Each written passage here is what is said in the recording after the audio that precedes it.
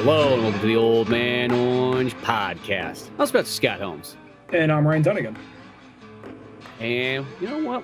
We thought that, it's been a long time since we just did the straight up kind of casual kickback, not going in just 2 seconds into being like, hey, we're going to review this DC thing or this video game or something like that, and just be like, just back in the old days. Because, I felt like when we started out podcasting, the thing that was kind of like what you were sort of looking towards was Smodcast was there. And the whole thing about Smodcast was just two friends sitting down, talking, having a good old time, and then stories and whatnot just kind of happened from it. Yeah, like no one gives a shit about that. We got to find something to talk about. Yeah, we need a topic. You know what I mean? The casual ones are hard to sell. Well, it was kind of weird. It was like, I think we built in, I'll be honest, our show has never, ever really been that consistent. It's always changed format and moved around. It's been around for 10 years by now, which feels weird. So it goes to show if you change it up and you're not stuck to one format, you have longevity. Yeah, if you want to call it that. It's like, it's more like, because there was that phase where we'd go in and like we'd have a set topic, then we just kind of like bullshit about whatever, and then we would kind of go back to set topics, or like this is a special guest episode or something. Now it's just like, I don't know. We both didn't really come in real like, what do we have to want to talk about this week? Like, I got nothing to do. Maybe Bullet Train for a minute. Beyond that, yeah. Well, that's what I kind of liked it. I remember you mentioned it last week, and the Green Lantern movie came out, so it was like that kind of took it up. But you're like, we haven't done a casual episode in like forever. We should do one like that. And I'm like, you know what? That sounds kind of good. Because sometimes it's one of those ones, like, talking reviews and everything like that's all fun and dandy, and I got no problem there. But sometimes you never know, We just want to get some conversation going, just, some chat. Yeah. Well, there's also a period in time, and people are going to be like, new listeners, be like, I don't know you guys. I don't fucking know. I watch you guys to listen to, you hear talk about Batman or Sonic or whatever. But if we still have any of the old listeners left, there was a point where I found myself kind of actually going out into the world, almost like, well, this, if anything, this will give me something to talk about in the podcast. Let me go hang out with a gay friend at a gay bar and watch him do coke in a bathroom stall. That will give me something to talk about next week on the show. And then like, there's a dark alleyway that way. Really, I shouldn't go down it, but you never know. Podcast wise, there might be a story there. Exactly. Well, let's roll those dice. Let's see if those get us some views. Didn't get stabbed. Got a story, kinda. Yeah, I felt like that was the thing, is the seeking out of stories and so on. And that also went for like when writing stuff too. I felt like you had to go out on adventures and make sure you find stories, because you never know what you're going to find. You never know where you're going to be at, and something cool is going to happen, or something terrible, but it's going to be a good story. Well, it is one of those things, like, I'm not being like, take it from the older man. It feels weird because we started this show, it's been 10 years, and I was 25 when we first started the show. I'm 35 now, and that fucking feels weird saying that. And you could hear, like, I don't want to be all like me, but you can hear like a 25-year-old Ryan who was still getting over a girl that just broke up with him.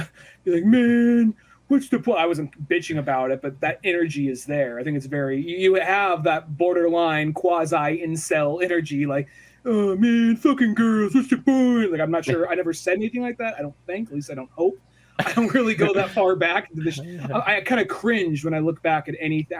I cringe at episodes from like 50 episodes back. Like, did I really fucking say that? But you sometimes cringe from an episode like 2 weeks back. You'd be like, God, I said something, felt like an idiot. I do. I'm one of those people who just just overthinks every little thing. But God, I'm not sure if I dare go back to the single-digit episodes, or double-digit episodes. But fuck, what's I gonna say? Right, but now it's kind of weird because it's been a whole 10 years, and now it's like, oh wow, married and leaving the country. So yeah. It is this kind of, and I don't really. That's a big thing, and that's cool, and I'm looking forward to it. But at the same time, like, what did I do this week? Well, I went to work, finishing up my last few weeks of work, and I'm packing. Saw Bullet Train, watched Lightyear on Disney Plus, walked my dog a lot, and played Street Fighter. What else can I say? But there is something kind of like when you do get older, it feels like you kind of get stuck in the groove of, the work in, and then I guess whatever you watch or see or do or something like that. This one sounds kind of weird. Like in about the last 6 months, this almost makes it feel like it's in a weird way, but I've just been in this like ultra fantasy mood. And it sounds like a weird one because I've never always been like the biggest fantasy person. I'm not saying I don't enjoy, a casual fantasy here and there, but I've always been that kind of person to be like, well, I prefer kind of sci-fi over fantasy or something like that. But it was like 6 months ago or whatever when that Diablo 2 remaster came out. I don't know what it is. That like set me into this like ultra like fantasy thing where it's just like next thing you know I'm watching all these like swords and sandals movies, and it's like if I see a cover of a video game where it's like it's got a bunch of like knights and mages, I'm like, well, that looks kind of interesting. I should check that out and see what that's all about now.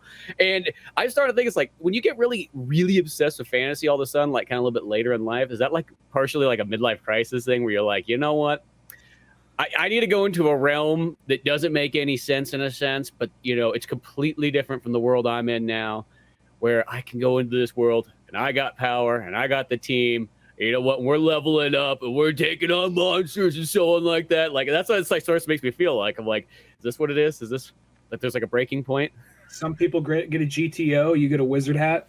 That's almost what I sort of feel like. It's like because I've literally been like just playing like the living daylights out of fantasy video games and watching fantasy stuff and all this kind of stuff.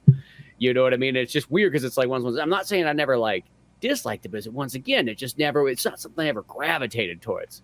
And even like I remember I was like watching like just a little bit of like sci-fi, and the first thing I started thinking about was like, you know what, the sci-fi is great and all, but I really could use some more fantasy right now. Let's put a hold. I was getting really into pirates for a second, and then it's like, you know what, here's this old Capcom game I had called Dragon's Dogma, and I think I'm gonna jump into that instead because that thing's actually got a really cool fantasy world in it. Just one of those lost games. Fantasy games, I think, are always easier to jump into because they're more interactive. It's a little harder for me to get into a fantasy story. I guess I got to clarify. Modern day fantasy or kind of like an Elseworldy kind of fantasy thing I can get behind, but I have trouble, or even like modern fantasy or Portal fantasy. But I have trouble kind of getting into like medieval shit just because. Mm-hmm.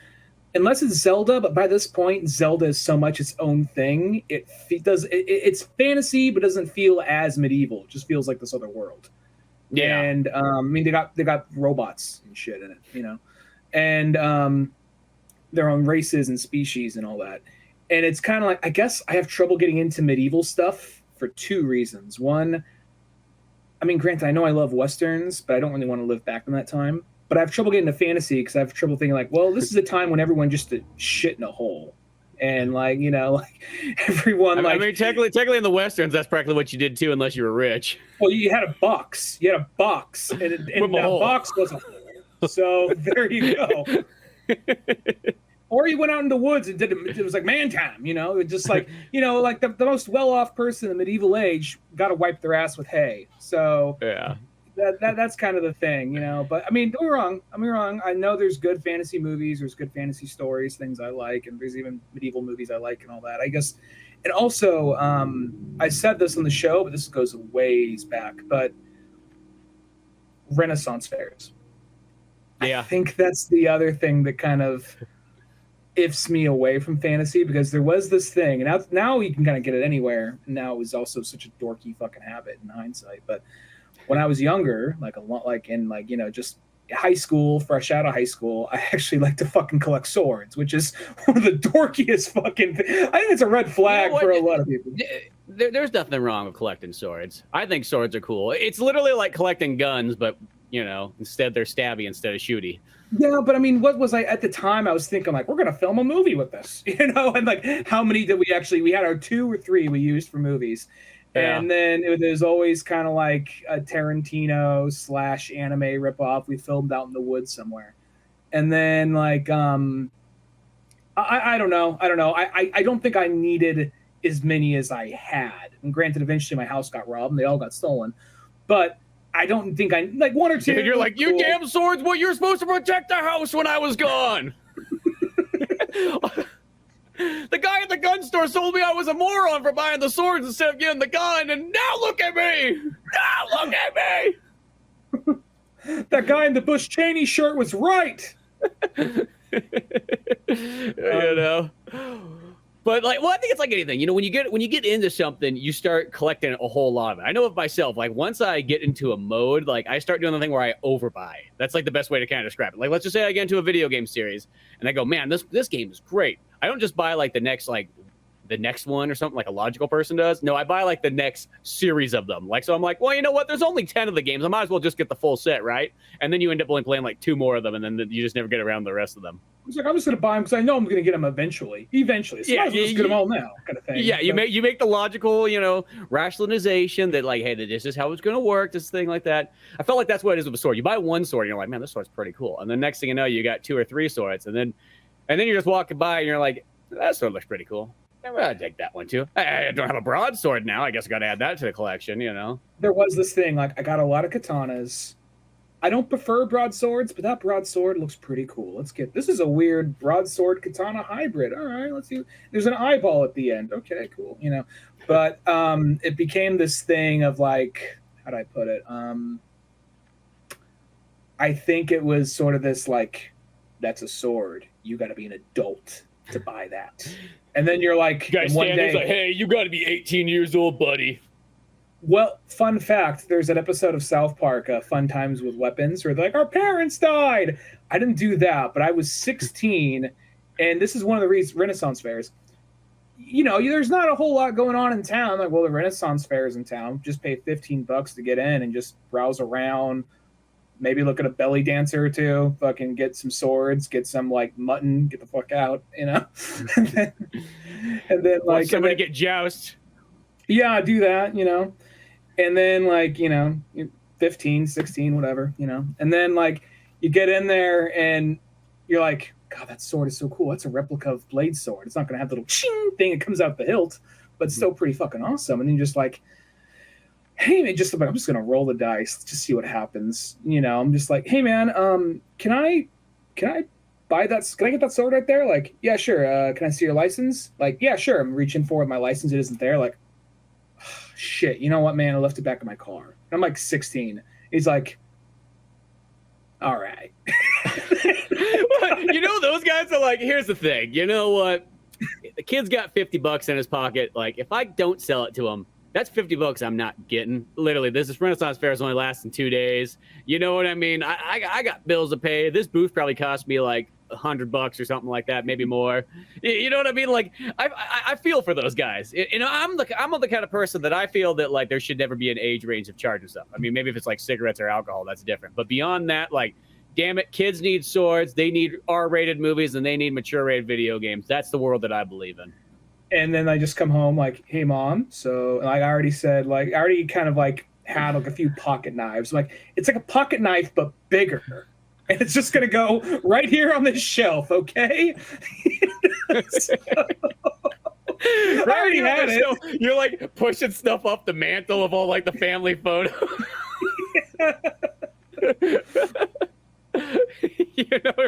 This shelf right here in the living room. Mom, I want everybody that walks in to know that we are a sword-carrying family. I'm going to put it right on top of the TV like David Carradine in Kill Bill. Yeah, exactly. One of those things there and so on like that, Which I do miss. I did see at those stands, it wouldn't just be medieval shit. It would just be whatever you could find. And there was a Hattori Hanzo sword there, Bill's sword. And I was like, I wish I bought that. That's the one I do wish I bought before I stopped buying them altogether. I think they got stolen, and that's where I'm like, and that just broke the cycle and everything like that. Yeah, not pushing that rock back up the hill. It's one of those ones, like every once in a while, like, you'll go to like a Comic-Con or something like that, and they'll have like some cool replicas of certain swords. Like, remember one time, one of the Comic-Cons, they had like the Gunblade from Final Fantasy VIII Squall sword and so on like that. I'm like, that's kind of cool. You don't just see that every day. And I think it was probably like 100 and I don't know, somewhere between 120 to maybe $160. Like, just enough where you're like, let's be honest, it's cool. If I just have money to blow, I would totally get it because I don't care. But it's like one of those ones like, yeah, cool, but what are you really going to do? I mean, unless you're going to go out and fight monsters, I sometimes always kind of get that feeling. Like, if it doesn't have a practical use sometimes, I say that as a guy who's got a bunch of, like, stuffed animals and action figures behind him, but still. Well, it's also something to the effect of, like, I don't know. I'm just, well, first off, good luck have me good looking that shit through customs or whatever. On top of that, at the exact same time, it's like I don't know. Like if every so often I do get that itch to get a camera and film something, but if I am going to film something, it's probably not going to be a kung fu movie or like a horror movie or a crime film, like something we would have done back in high school or early college. It would probably just be a very talky picture, like easiest thing to possibly do. So Yeah. the idea of like, okay, so we're all in our 30s now. I brought some swords with us. We're going to go out into the woods and choreograph this fight. Like, I can't kick like I used to. I can't even run like I fucking used to. So, yeah, no. Who am I kidding, Yeah, one of those ones. I don't know. It's one of those ones for me. I technically, I guess I've never owned a sword, to tell you the truth. I don't think I've ever had a sword. Sounds kind of weird. Really? I thought you had one somewhere in there, like behind the Turbo Man or some shit. No, I don't think so. I mean, like, I've had a plastic sword. I've had lightsabers. But I've never had a sword. It's kind of weird. I don't know how like I've gone through this far in life and not had a sword. I feel like there's something. How many movies we filmed fighting swords? I guess it was always me or someone else who had them. So I guess that makes sense. Yeah. Well, I guess that's also. I mean, this could lead into your fantasy midlife crisis. My fantasy lifestyle. You know what I mean? As I said, it's a weird obsession that I've had. Like I have not like most of the time. If I mostly go into like a groove or a mode or something like that, I mostly could be in it from anywhere from like a month to 3 months. You know what I mean? Like maybe I get to the survival horror phase and, for about the next 2 months, I'm playing the living daylights out of like a bunch of games in a row, maybe watching some horror movies and so on. But this one's been, as I said, going on for a long time because I think I picked up that Diablo. It's probably longer than 6 months by now because I want to say I picked up that Diablo in like November or something like that, or December, whenever the heck it came out. So the thing is going through just so many of these kind of games and just all this stuff. It's just a weird one. Maybe it's also like, sort of like because I haven't been like super like deep into a lot of those ones like that, and there's things I kind of bypass, that it's almost something new and kind of refreshing. Because sometimes there's that kind of thing. It's like when you discover a new sort of subgenre of music, and next thing you know, you start really going through all these kind of bands that you're like, oh, you know what, I kind of know these bands, but I never really got deep into them, and now I'm going to listen to Living Daylights album. Yeah, I can see that. I mean, don't have a whole lot of fantasy stuff to go off of. And to bring it back to fantasy and Renaissance fairs, the other thing is because you go there because that's like, well, that's going to sell swords. That's where you get swords in town. It's the Renaissance fair. It really was. But then there is also, because I have a friend who we both have a friend who is more into fantasy stuff and all that. And he makes videos of big swords now. That's his thing. He has a berserk sword. He makes videos of other stuff too. Yeah. He murders a lot of fruit on screen.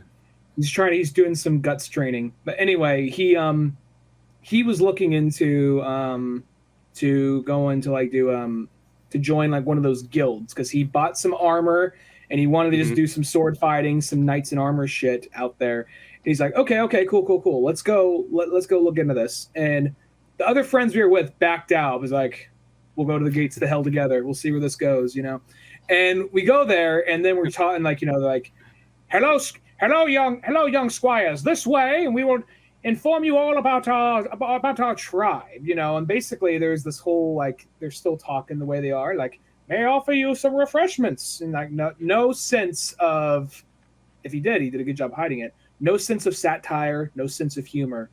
Just like, my lords, may I offer you some refreshments? And it was just like, there's like, bowls of like Cheez-Its, fucking Nella wafers, and then like, okay, grapes. They had grapes then, then like, and then like a pitcher of Coca-Cola, and then so. They served these at medieval times. Exactly. So these strapping young men right here are interested in possibly joining our ranks. Like what? Well, he's like, look, I just kind of want to wear some armor and get into some fights. Oh, you may do that one day, but there are things you must work first. First, you must work your way up the ladder. We have different ranks. There are those who prepare the they had like fake pistols and shit. Like there are those who prepare the pistols. There are those who maintain this, like Squire Boy, and like some like guy around our age. Yes, my lord. Pops up like, fetch me my scrolls. Oh, my lord, and runs away. Like does a little goblin run like around the corner. like. Yeah, you take enough shit in life, and I imagine that kid, if he's in like that kid, he was around our age. He's got to take a lot of shit in high school It's like, dude, you're in the fucking medieval time bullshit. Like, fuck you. It's gonna pay off one day. And I'm, I'll get these scrolls right away. I'm like you take enough shit in real life. Do you really want to pretend to take shit and then maybe in 2 or 3 years? From a guy who's probably nerdier than you. Think about it. The guy who was telling him to get his shit was a guy like in his 60s. So it was like, which he's probably the guy who started this group. But it's one of those things where it was like, how do I put it? It was like he couldn't just he tried out 2 different clubs at talking to him, and you just couldn't put in the armor and go like fight some guys. You basically had to go work their way up their hierarchy and prove yourself to be that. I'm like, oh, how about one of you guys do a push-up right now? So, yeah, exactly. It's like one of those ones too. It's like, dude, seriously, like, are you gonna pay me to do this? Like, it's not a work ladder. You know what I mean? Just like, hey, I got the armor. I just want to go fight somebody. She'd just be like, I sign up for a tournament and I go out there and do it. I just like the idea that just popped in my head that the squire who was running around gritting scrolls and shit, and little blonde boy basically looked like Arthur from the Sword in the Stone Disney movie. But 16 or whatever. I like to imagine that in high school, that guy's the fucking job. He's getting pussy left and right. Like, yeah, fuck yeah, man. Just wait you see. I'm going to go there. I'm going to go to this fucking nerd club, and I'm going to I'm going to be a fucking knight, man. I'm going to slay like a fake dragon. I'm going to get in a fucking sword fight. Just wait and fucking see. And then he gets there. He's like, oh, I got to work my way up this shit? Jesus Christ, And then like maybe he was like, you know what? I like taking shit. I'm calling shit all the time back in. I'm saying the way it goes back at school, but in here, I don't know. I like being stepped on. I like being spit on. It's like he finds his place and so on like that. Yeah. It's like he feels too much control, too much power, so it feels good to have that taken away from him. Maybe, I don't know. Get one of those ones. It's like a breakdown of it. Let's be honest. The people that probably get the jobs in medieval times are probably like ex-athletes of something. It's not like they've worked their like, rolling their dice up to the top there.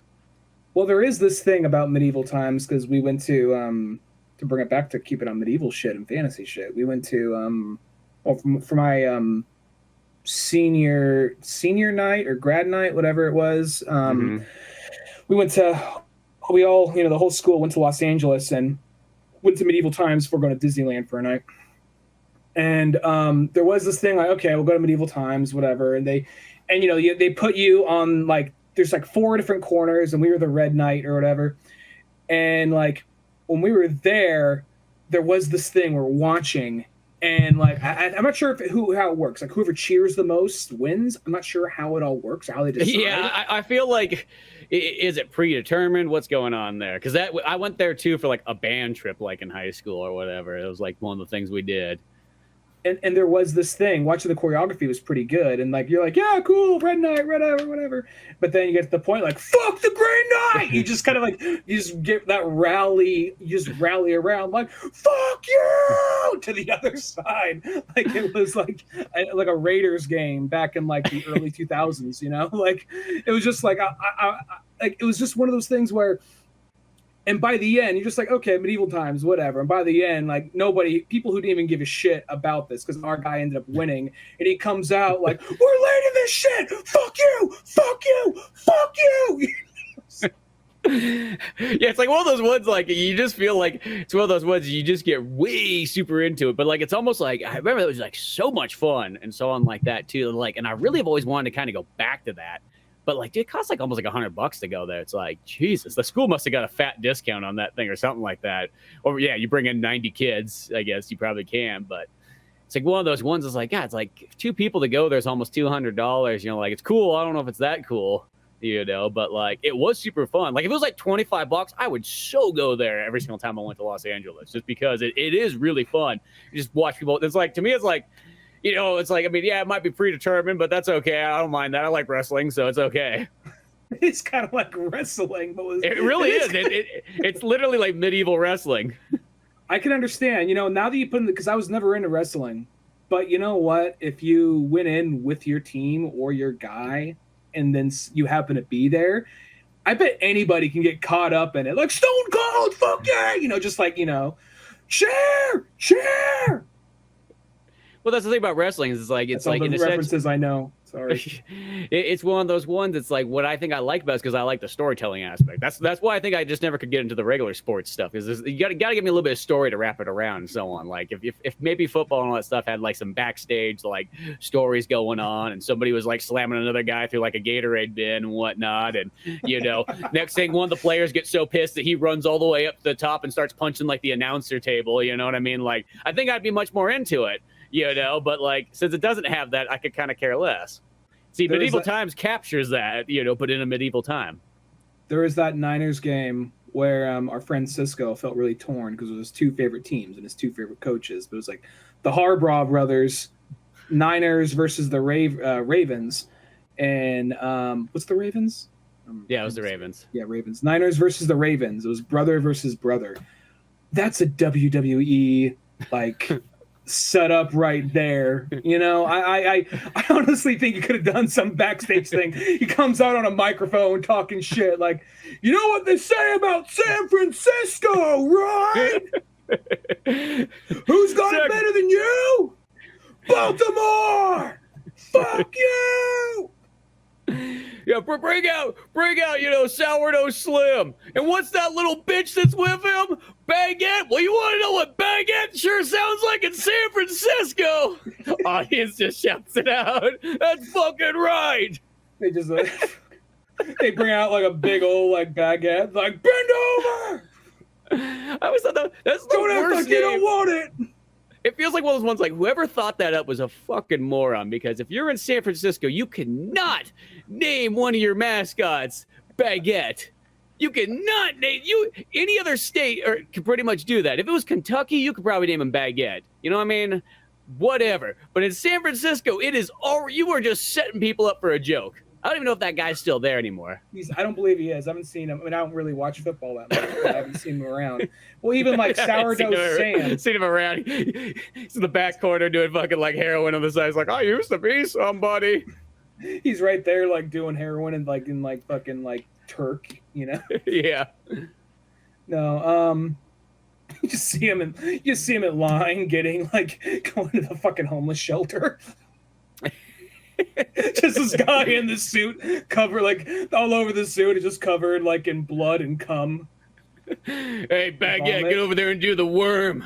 I don't really want to. You better go over there and do it. You want this knapsack full of goodies? Go do the fucking worm like I told you to.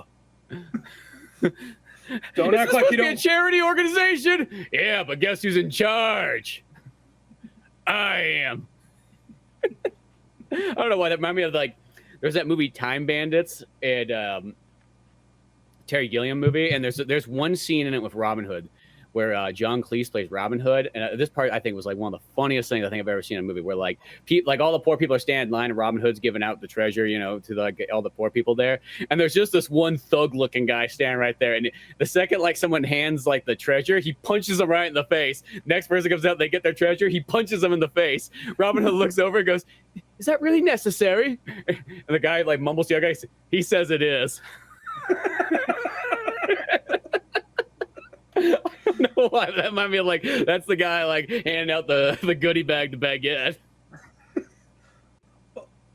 Baguette aside, even like Sourdough Sam, I don't know why. I know San Francisco's famous for sourdough, but Sourdough Sam, I don't know why. I immediately just think yeast infection when I hear that. I don't know why. I know he's not likely to get that, but at the same time, I have no. It just sounds. It's an off-putting name. Yosemite Sam makes sense to me. Sourdough Sam, though, I don't know. Like, there's Sourdough Slim. Sourdough Slim, yeah. Sourdough Slim. He's a yodeler. How's that going for him? He's actually pretty good. I'm not gonna lie. That's good for Sourdough Slim. He's like old school cowboy like music. Like, are we talking like Oklahoma? Like, oh my sweet honey, not that like my grandpa got ran over by a cow today, No, so. like literally like straight up 1800 style. And then he yodels like he also just came from Germany, but that's also where like a lot of technically a lot of cowboys come from anyways. Yeah, that's a good point. But But yeah, it's weird though, going back to the fantasy stuff though, the Renaissance Fair, it's like for the longest time, whether it be the Renaissance Fair or Celtic Fair or something like that, I've been kind of long just to go back to one just for whatever sakes, get some English food that you can't get anywhere else and things like that. But those, have you seen, like, dude, all the ones I always see nowadays, they're like $35 and $40. So like, once again, 2 people to go is like $80, and it's literally, you're going in, and let's be honest, it's literally just a medieval flea market at the end of the day. That's what it is. You pay $80 to get in the door, like a Comic-Con, and then you're expected to spend just money after money after money. It's not like there's, I mean, maybe you get some jousting for free or something like that, but the rest of it there, you're looking at it like, chainmail. Do I need this? Maybe. I don't know. What if someone tries to stab me? Does this come in mithril? So that's not real. One day it will be. Yeah, one day it will be. Once those dwarves dig deep enough down to the earth. We had closest thing I've been to a Renaissance fair was it was the only time I've ever been. It was around, well, I mean, they only happen around Christmas time, but like the Dickens Fair. There's one in the Charles Dickens Fair. Yeah, where they all make it look like a Christmas story. They get like a event center and they rent it out and they make it all look like, all 1800s, early 1900s, put fake snow. And if you go around certain corners, they're acting out scenes from Charles Dickens books and all that. And we was walking around like, oh, it's kind of cool. It was just like, all right, cool. Let's get some beer. We didn't drive here. We took an Uber. So let's get some beer. Let's get some fried chicken and see what's up, and it was cool. I don't really feel the need to go again, but, it was cool. Yeah. Well, yeah, not necessarily. I said Renaissance Fair. I didn't really necessarily. So I brought it up, but I'm like, that's where the story ends. I got nowhere else to go with it. I meant more Celtic Knights, medieval type fair type stuff. That was more what I meant, like that kind, like those ones like that. Just because I wouldn't mind just going just to look for look. Because I probably haven't been to one in over 10 years, probably since the days of being able to go and buy swords and so on like that. Though I didn't buy a sword, but I could always dream of buying a sword. Yeah. Well, I mean, I wonder if now they're a lot more strict on that. If they're just afraid, like, I bet. Well, I could also see just not looking to get political or anything, but I could also see just like a bunch of like, let's not bullshit. There are kids. I'm sure there's plenty of cool kids that like to go to Renaissance fairs, but there's also probably a lot of incels. And like, at last, they shall feel my wrath. Yeah, there is always that. Well, it's like one of those ones there or whatever. Like I think back in the day too, once again, you didn't have social media or any of that kind of stuff. So there's nobody, there's never that chance of like, oh, that kid's fucking filming me right now selling, like, oh, there's not gonna be one of those like liberal kids who thinks he's doing due justice to like put like, the working class man trying to sell swords, be like, yo, let me explain to you how this works. If Ryan doesn't come back with $50 to buy a sword right now, that's $50 I don't get. I don't work this like all the time. These things don't appear all day long. This is how I make my living. Someone's like, well, you sold a sword to a 16-year-old boy. Like, you know what I mean? Just like how like they ruined that for like selling video games to minors. Because back in the day, it used to be a mom and pop shop. They'd sell a mature rated game to a 10-year-old because whatever, he's got $20 in his hand. That's all he needs. It's like the idea. You don't get it. This 16-year-old giving me $40. This is what handles the motorhome payments. Okay, you don't get it. He's my bread and butter. Who do you think's buying these swords? 16-year-olds and occasionally the single guy in his 30s. All right, Let's be 100% real here. Yeah, it's like one of those ones, like, it's that kind of thing that like I need the kids to make this happen. But yeah, I bet you nowadays that people like it's just some guy probably got sued, somebody got thrown on the bus, went to Sacramento, and they're like kids running around with swords and doing all kinds of God knows what satanic rituals, like one of those things. Well, I could also see, and I know it's not the same thing, but people are going to try and make any link, and they're like, guys, I know it's not our traditional bread and butter, but we got to sell what we got to. Renaissance fairs aren't as cool as they used to. Were they ever cool? Shut the fuck up, Gary. They're not as cool as they used to. So that means, you know what? Here's Thor's hammer. Here's a Kingdom Hearts Keyblade. Just go, all right, fuck it. What else are we gonna do by this point? Yeah, sure. Make this look like fucking, and make this knight helmet look like Ant-Man. I don't know. Go out there, figure it out. That's like the same thing that happened to like sports collectible shops like in like the 90s when like there was those ones like, no, we're not selling Pokemon, we're not selling Magic the Gathering, we're not selling Yu-Gi-Oh, none of this bullshit. This is a man shop, you know what I mean? This is where, you know what, you're gonna be cool in here, you're probably gonna get laid while you're in here. With what, like another man? No, I didn't mean like that. I mean like you're just gonna be that cool that you could be. There might be a lady walking by, like, no, there's not. Let's be honest. You guys are just as dirty as anybody else in here. Oh my God, is that a rookie card of Barry Sosa? I just gotta get that cock in my mouth. Yeah, exactly. But then my favorite part is watching those stores break down, and then they had to put the Pokemon in there because they realized that's where the real money was at. Back when I was in middle school, there is this place called because people don't know now. Now you can go to like fucking Safeway and there's like toys and cards right at checkout. But like there's a time when Pokemon first came out, it was hard to find anything Pokemon because I think a lot of toy manufacturers, like it's just some shit from Japan. People are going to forget about it in 10 or like 2 years, you know, maybe a year. So here's enough to get by. Then this thing fucking explodes because it was hard to find anything Pokemon for like a long time. And then I remember my brother had some baseball cards he was looking to sell, and I happened to be with him, and he went to this card shop and like, oh, I'll just wait in the car. And I see the door open and I see a giant stuffed Pikachu in there at a time when it was like impossible to find. What the fuck? And you just go in there. And you know that thing, it doesn't happen to me as much anymore, but when you're a kid, it would happen. There's that moment where you're out in the wild, you're not expecting to see something, and you get that hit of adrenaline and just like, you know, you get kind of like shaky hands. You're kind of looking around you, like you can't believe everything you're seeing. It's like this shit. It's fresh. It's not. It's uncut. It's not stepped on. It's in Japanese. This is the real thing, you know. And then like it's just like, yeah, a Pikachu toy this big from Japan, $12. What a price, you know. Well, that's all the allowance I had for the last 3 months, but I think I can afford it. Oh, we'll take it. Come on, bring it right here. You know, just like a Charmander toy, like this big, like $3. Like it's Japanese. It's the real thing. What can I, you know? Yeah, so exactly. It was just this big thing. Like I remember just going there, just being so amped up. My dad's like, you saw, like I was so amped up because I got like a Pikachu. Like Ryan? There's a '65 Corvette model over there. You sure you don't want that, Ryan? Be pretty cool. Like, oh no, yeah, well maybe I could put the Charmander. No, don't say put the Charmander in it. The Charmander and the Challenger. Yeah. And then like, but no, it was like I went in there. Like he's like, you spent $30 on these 3 things right here. I'm like, you don't get it, Dad. That's Poliwhirl, that's Pikachu, and that's Charmander. And look what happens when you pull Pikachu's tail. He's like, ears wiggle.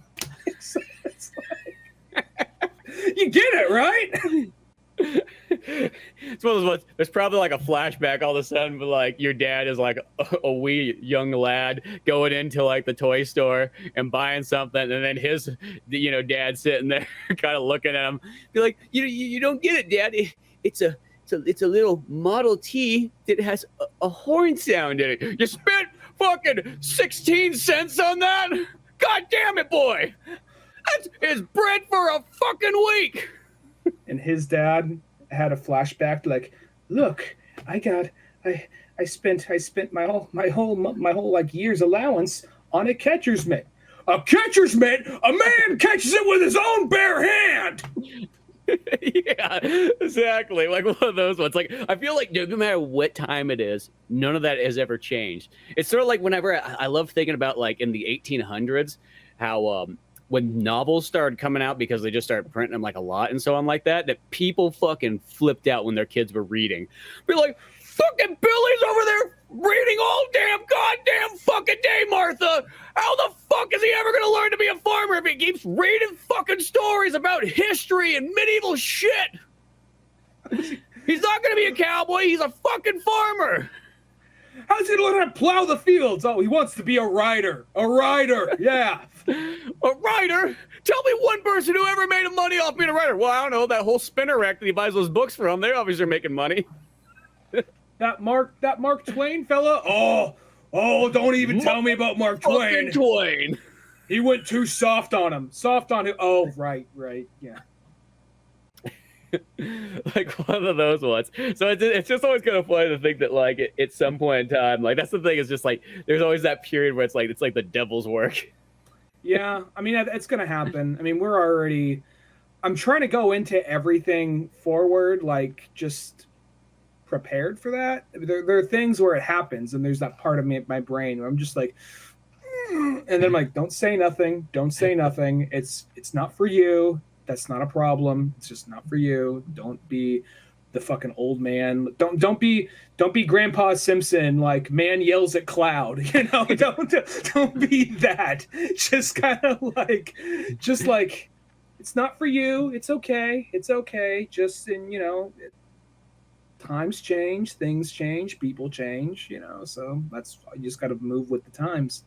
Yeah. I remember there is that I realized I was like, let's roll the dice, because I'm not gonna lie, I'm kind of in a comic mood lately, and us reading that playing Shredder's Revenge and Last reading Ronin. Last Ronin, I was kind of in a Ninja Turtles mood, and they had the movie, which is meant to be the end of the newest show. I guess the newest show ended a year or two ago, but and it was one of those shows I never really watched it, but I saw the designs, like they look a little weird, but I mean, I'm sure it's decent. It was on Netflix. I watched it. I'm like, not every aspect of this is for me, but I see why people like it. And there's some really cool things in it, and some cool action and some cool moments. So it's one of those things where it's kind of like, let the kids have their fun. Why try and shit on their parade? I mean, there's some things I'm never going to like, I'm never going to understand, but I'm choosing not to be the old man and complain about it. I'm sure it's going to slip out from time to time, though.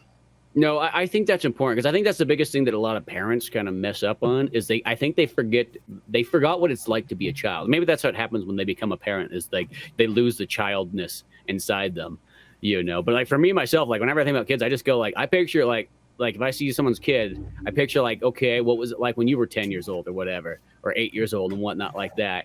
And I feel like you can sometimes just understand it more. Like when you think back to like, okay, well, I can still remember what it's like to be a kid. I think that's the difference. A lot of people forget that stuff. I haven't forgot that.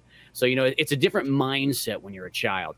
And I think that's something that like, you just got to kind of put yourself in there and never like put down that kind of stuff. Like they're going to be into weird shit. They're going to want to do dumb things and so on like that, because that's just what you do as a kid. You're going to spend a long time seeming like you're doing absolutely nothing, but you're really actually doing something, in a weird way. I feel like there's this point in my 20s, because there's a period where my nephew was actually living at our house in Sonora. And I feel like I was a little kind of like, if I have to be 100% honest, I was a little probably short with him, more than I needed to be at times. But not like abusive, like, what the fuck are you? Not like an abusive uncle or nothing, not like some Harry Potter shit. Coming home with your shirt off, beer, throwing him at him, like, change the fucking channel. Not like some Harry Potter shit. You're right next to you. I don't care. Get up there and press the physical button.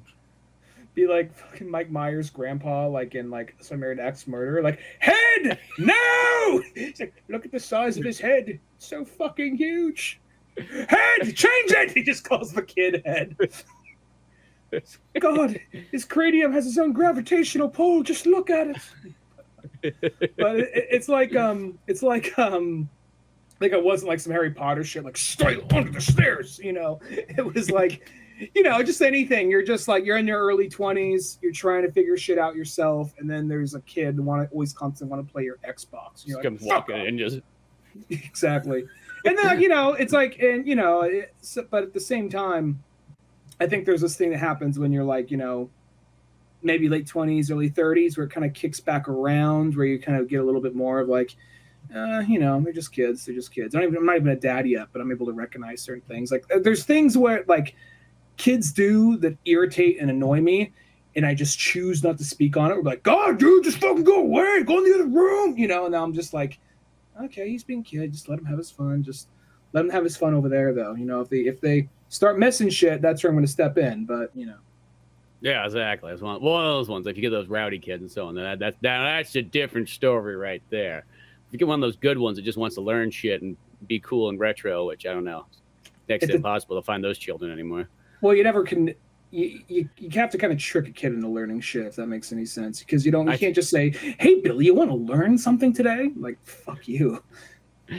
I feel the only like logical way to train a kid is you got to train them like Arnold Schwarzenegger and Twins, where you put them on like an island where they're like away from everything else, so you can like perfectly dial in the learning experience. You know what I mean? I think it's a weird request. Like, hey, I can teach your kid. I need to be alone on the island with him. Sorry, no parents allowed. It's the Arnold way. Yeah, exactly. What would we do with his fat, twin brother? Just throw him on like the fucking street. He'll figure it out.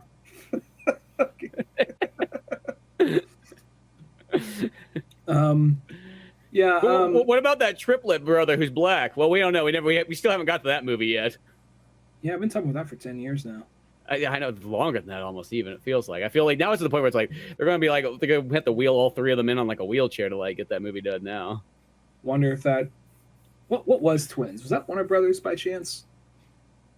I don't think so. It sounds like a Sony thing. Just right now, I'm just gonna say it sounds like a Sony thing, but it may have. If it's Warner Brothers, no way it's happening. Not with everything they've cut. They cut Batgirl after it's finished and has Michael Keaton in it. No way they're doing triplets. I feel like that's a ploy, though. I still feel like that's a ploy. I think they're doing it for like the press, and then something's going to happen. There's no way someone spent $100 million and not doing so. I think there's some weird planning in the woodworks. I feel like people now are getting that really weird like experimentation with like social media. Like, fuck it, let's see what happens. You know what I mean? Maybe it could be some. It's like the Scott Snyder thing when you heard that there was actually inside people in there that were making it a bigger deal than it really was for the Scott Snyder cut of like Justice League. Well, so I feel like Warner Brothers is trying to do some. There's probably some like team of really like weird hipsters that like sit in like a dark corner and like Warner Brothers. They're like, let us try the marketing on this one. Don't worry about it. It's in our hands. Like one of those ones. They're like, well, if you're sure that this strange tactic is going to work, we know it will work. Go back to your golf courses. It'll be fine. Like one of those things. Like it's just like, okay, we'll leave it in the hands of, and the bearded man with the weird glasses on and sort of semi-70s, yet I'm not too sure how he's really dressed. Okay. Is he on a hoverboard? I thought those went away. Okay. Yeah. No. But like, it's. Yeah, I mean, it's too early to really say. Yeah. I think they said the reason why it's never, air quotes, never going to see the light of day because the tax write-off. But eventually I think someone's going to leak it, air quotes, and then I don't know. We'll see what happens.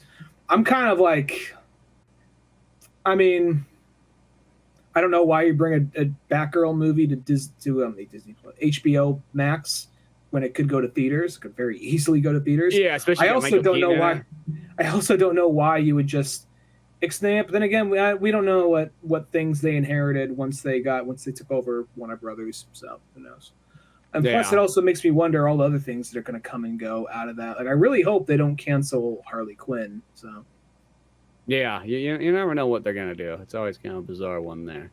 There's a funny meme of it. Just shows like a clip. It shows like a scene from Jordan Peele where you see Jordan Peele like just like sweating, just like, and it just says like every DC creative when they see a call from Warner Brothers. Yeah, that's probably true.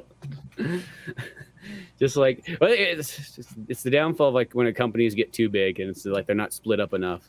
It's that kind of thing. That there's something to be said when everything's more split up. I think anarchy, just straight up and yeah. Well, not necessarily anarchy. Too much control makes it circles back to chaos. It seems to me. It feels it's like when there's more. I guess when it gets down to when you got more mom and pop places and everything's kind of a small business. It's like when you read like any book about like a company or something getting going somewhere. It literally has that thing where like sounds like it starts off, seems great, seems amazing, everything's going good. Oh, and everybody's making money now. People love the product, something like that. And then there's that point where like, the band splits up, the group goes away, things aren't ever really the same ever since then, and that's kind of about it. Like that happens so many times. Or there might be a comeback in it, like brand new people get a hold of it. Then maybe there is a comeback, but the original team never comes back together. They're gone. Like, and it's like one of those ones. I feel like that happens, and it's like I just feel like that's what happens if you get too big, too fast, all that kind of stuff, or too big in general. I don't feel like even too big. You could go too big, too slow, and I just think sometimes it's better off to be sort of in a smaller pocket. I don't want to spread like the demise of this team or this group, but it also is one of those things. Like, I remember for a long time, I haven't watched their stuff in a while just because, just life gets in the way. You don't keep up with everything and, just you get busy. But I used to listen to the Rooster Teeth podcast and I watched Red versus Blue all the time back in high school. And then one day I came on Netflix and I started getting caught up on it. And I'm like, oh, I'm glad Rooster Teeth is still fucking killing it and being independent. And just a few days ago, I looked them up, just like, what's Rooster Teeth been up to? I'm like, whoa, what? And like, they're just, who knows? It could just be people cherry picking stats or whatever, but apparently viewership is declining, views, like all that stuff that makes them monetizable is declining. And this person like left due to creative differences. This person left because got divorced. This person left because child grooming incident. I shouldn't say incident. Fucking child grooming. It's a fucking like what? They cut an ear off or something? It happened. Child grooming is no, like just dude was just a child groomer and got fucking.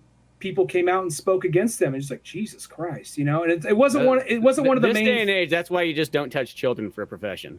Yeah, or in general, just as a good just a good baseline. And you know what? Clarify, all those kids, they're gonna grow their fucking hair out until they're 18 years old. Then they can get a haircut if they want. Child grooming sounds weird because grooming, I think of like dogs, so it just sounds like, okay, little Billy's getting too hairy. Could you just shave him down a bit? Like, I don't want him looking like fucking Bigfoot when he walks to school. Yeah, well, it does feel weird when because I work at a dog place. So when someone pulls in and I ask them, "Are you here for the kennel or grooming?" It does feel weird asking that now in this context. Grooming, you like stroking the beard. Yeah. Heavy eye contact. Looking out that dog like, I'm gonna groom the shit out of that little bitch.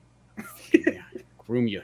You hear me, Snuffles? I'm gonna dual fist these fucking razors over you.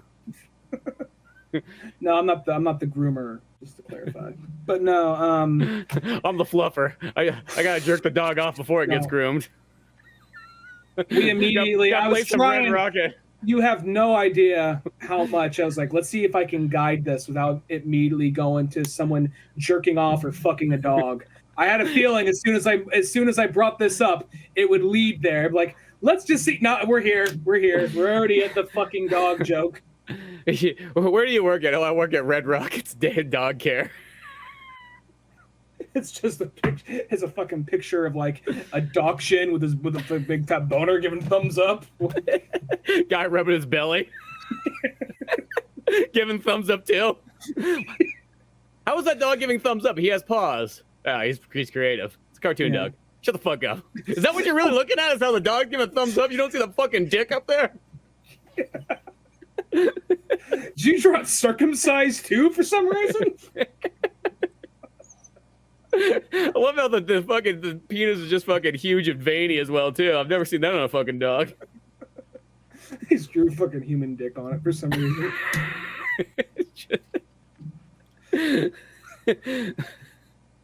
But I can't remember how this leads from Warner Brothers, but I don't know how it got there small either. Businesses. Warner Brothers. Rooster Teeth is basically declining. Rooster Teeth. I was going to say, to clarify, the guy with the allegations, it wasn't one of the original 5 or 6 guys. I mean, still sucks it happens. Still sucks that's tied to him. Mm-hmm. But it's also one of those things like, God, it's sad because you see these guys who started off as this, just a couple of friends after work trying to make funny Halo videos and posting them online, growing into something bigger than anything that any of them ever expected. And not the second, but I mean, over the last few years, just kind of spreading themselves too thin, they started to decline, and some people are just rooting and cheering for the demise. Like, I think it's kind of sad. You see how much work all these guys put into it. And granted, they all probably have enough life and work experience to do whatever they want in entertainment. But at the same time, it's just kind of sad to like, wow, everything ends. Yeah, exactly. Probably Ruby's the only thing holding them on. Ruby's not even doing as good as it used to, because apparently the guy who originally created Ruby died. And this is all hearsay. But apparently I only watched Ruby for like the first 2 seasons, but Mhm. it was kind of like I was more watching it because I wanted to. It's like I like anime, and yeah, kind of like I wasn't in love with it, but I was curious about it. You know what I mean? And I was like, Yeah. not for me. But then I was kind of like, it's kind of pulling me back in. It was kind of this back and forth with that show. Yeah, But it's got really cool looking characters. That's the thing I'll give Ruby. I think the characters are awesome, but it has just like that kind of like it's literally like anime version of Harry Potter. Really, at the end of the day, let's be honest. It's a ripoff of like Harry Potter of anime kind of, but then it also has that weird. The animation I always felt like was kind of because it has like the CG the blender anime. Yeah, and that's the only thing is I think the characters are cool. The way that they look in Blaze Blue, that's probably all the Ruby I need. I think that's really cool, but the rest of it I just couldn't get into. Yeah, I think the character design's pretty cool, but at the same time, I mean, to be fair, not to split hairs, I feel like the Harry Potter thing, that's in a lot of animes. That's always like, we're at a ninja academy. Oh no, look, the bad guy's attacking the school. But I get what you mean, though. But I think it's an American because castle. it's an American one, and I don't know Harry Potter's English, but let's be honest, we all speak English around here. But it's I feel like it's that one that's way easier to go to. Where I guess you could kind of say in Japan, well, Japan everything's very school oriented in the first place, so in a sense, Harry Potter you could say almost rips more things off Japan that way. But yeah, that makes sense too. But it's just one of those things. Like apparently the guy Monty Ohm died, and due to like a medication allergy or something to that effect. That sucks.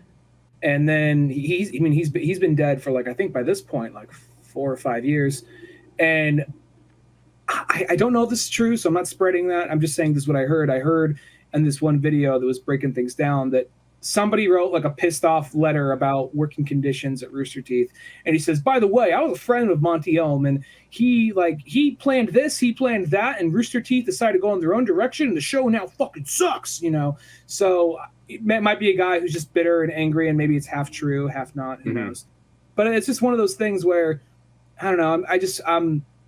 I feel bad for. I feel sad for. I don't know. I watch so much Rooster Teeth stuff, and they're this thing to always strive for and always to reach for.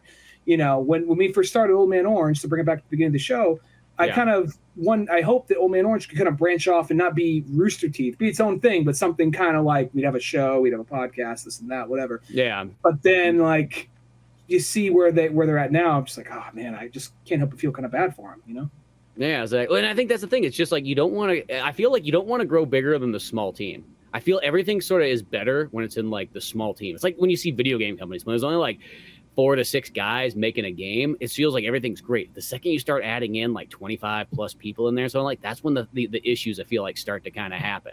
You start getting 100 plus people and even more than that, and no matter what, somebody's going to be angry. There's going to be that loss of connection. There's going to be hierarchy. It's all kinds of like chaos starts to ensue from there. Now, granted, there's some projects that you have to have a crap ton of people. There's no other way you're going to be able to do it. But I think to have a true longevity and like you got to keep like everybody kind of like on the same page and kind of keep classic, creators together and so on like that. I feel like that makes such a big difference and so on. Yeah. I guess that's also just.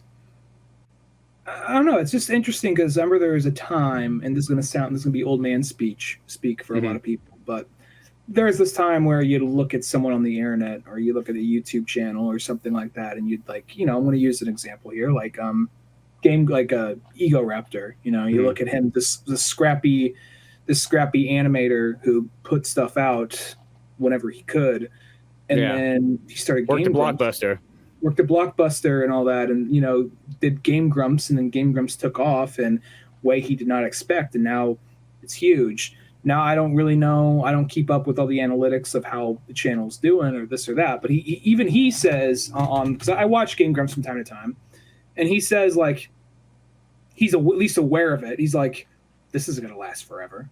This is people age out. Things change. You can't rely on YouTube as a reliable source of income. They change with the fucking wind. This is all gonna. Game Grumps says, I want it to last as long as it can, but it's not gonna last forever. This thing's gonna come crumbling down one day, And then just to hear like, I guess when you hear someone say it, it kind of like helps prepare you for it. Where Rooster, it's like it felt like we're on top of the world. You check it out one day, like, oh shit, what the fuck happened?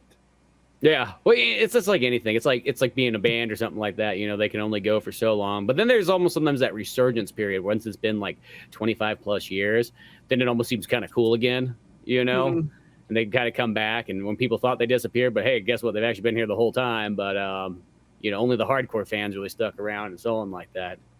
You know, but yeah, interesting thing. Mostly it comes from, especially when I read just a lot of those, like, it doesn't matter what it is, kind of like bios and autobios of like.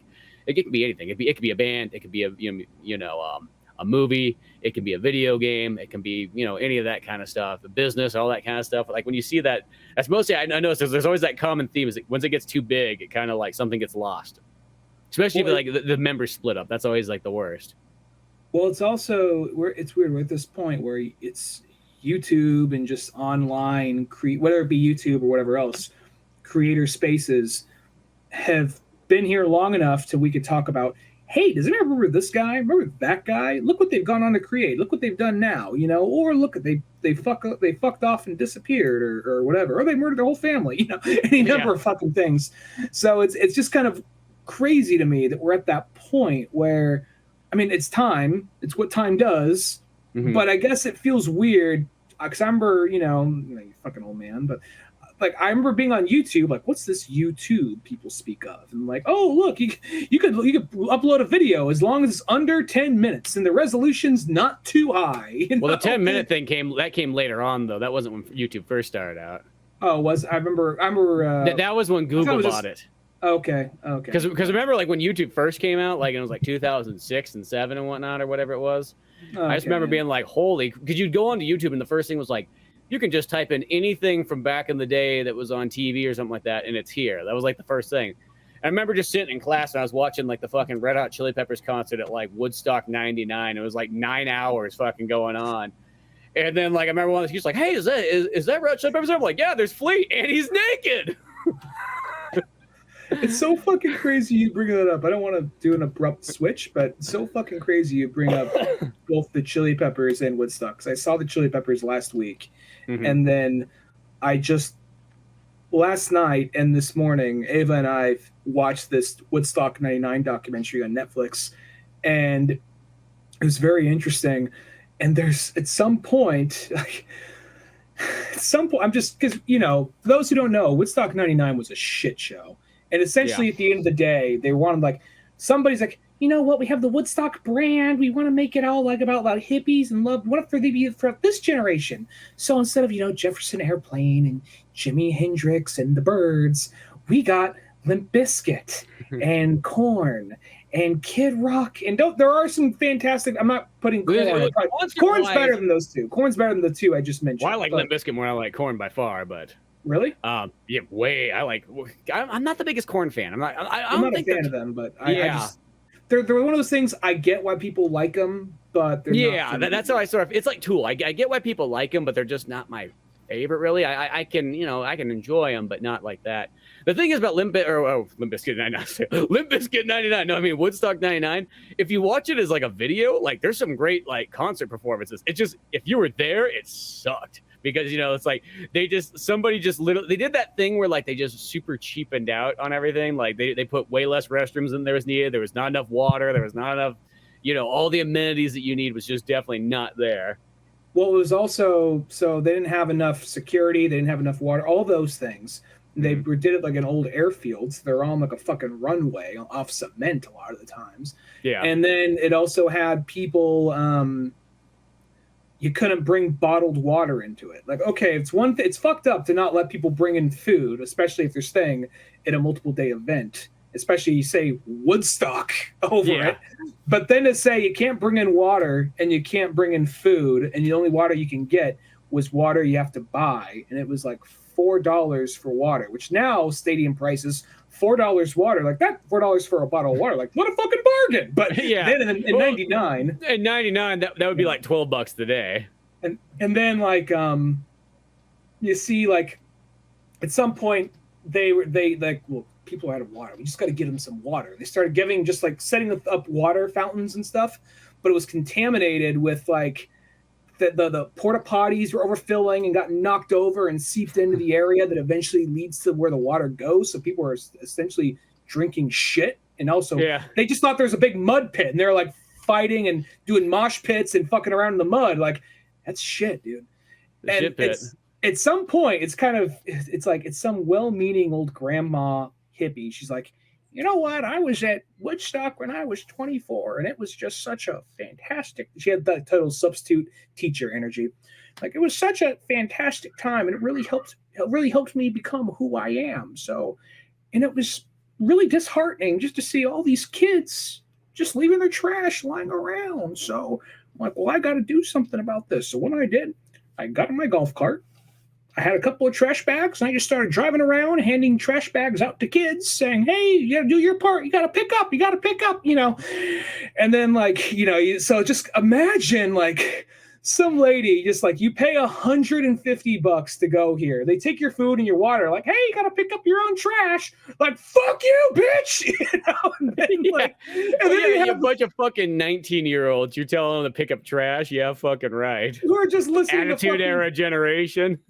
Who are just like waiting on fucking like Limp Bizkit and Kid Rock, and like, you know, like they start with like, I'm kind of like, initially I was like, why the fuck do they open with James Brown? Everyone else should follow James Brown.